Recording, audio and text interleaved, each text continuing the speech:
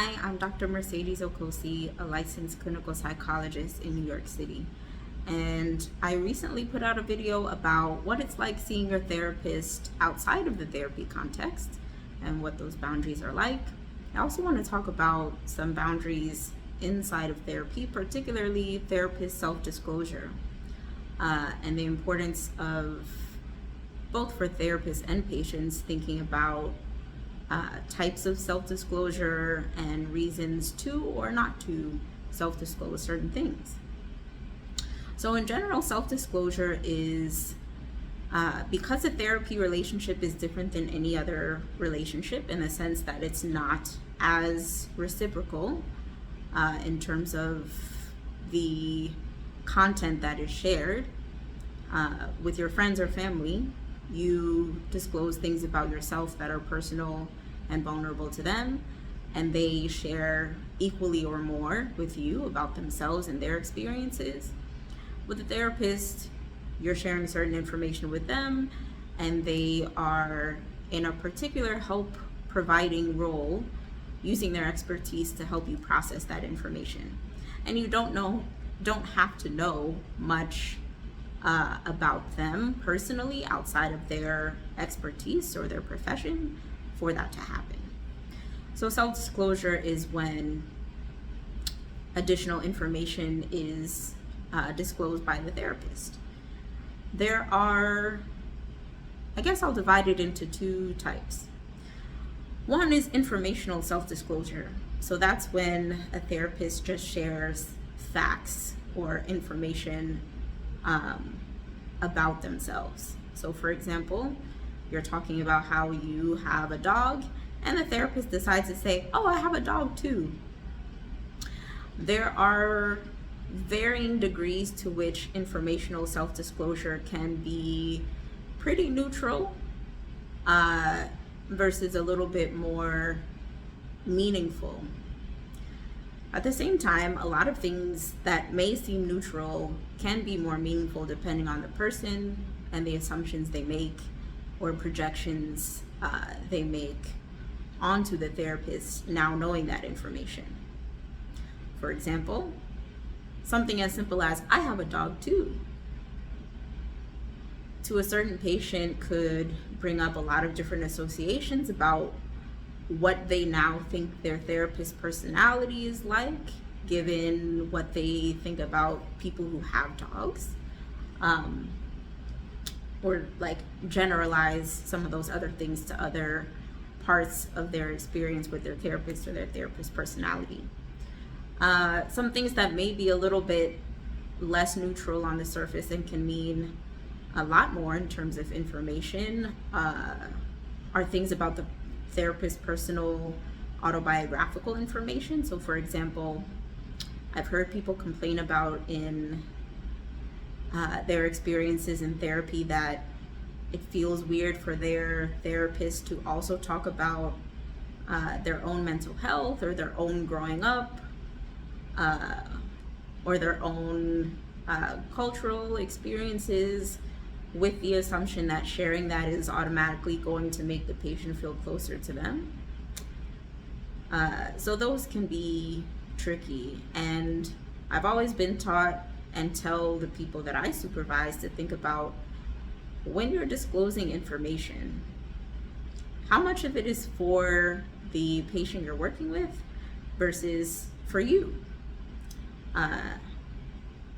as a therapist. Like, who is it really benefiting, and how necessary is it to move the work forward? Another type of self-disclosure is regarding the process or the process of therapy that's happening, or the emotional aspects of things that are unfolding in therapy. So for example, and this is also different than the therapist just randomly disclosing their own feelings about their own life or whatever it may be. But there are times where I have found it helpful, and patients have given the feedback that it's helpful when, for example, someone may be describing a situation where they were very disempowered, something that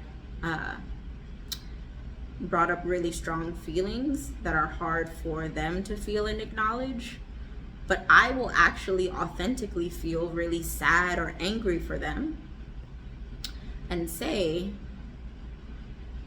wow, I feel really angry on your behalf hearing that someone treated you that way. And a lot of times it helps the person access their own feelings of anger or disappointment, etc., and gives them permission to know that they're allowed to feel those feelings and that it's okay. And in that type of self-disclosure, it's not necessarily about me and my anger, but saying out loud the interpersonal process that's happening in therapy that also may reflect what's going on in their life, in their other relationships, etc. So those are the two kind of types. There may be more, but those are what come to mind.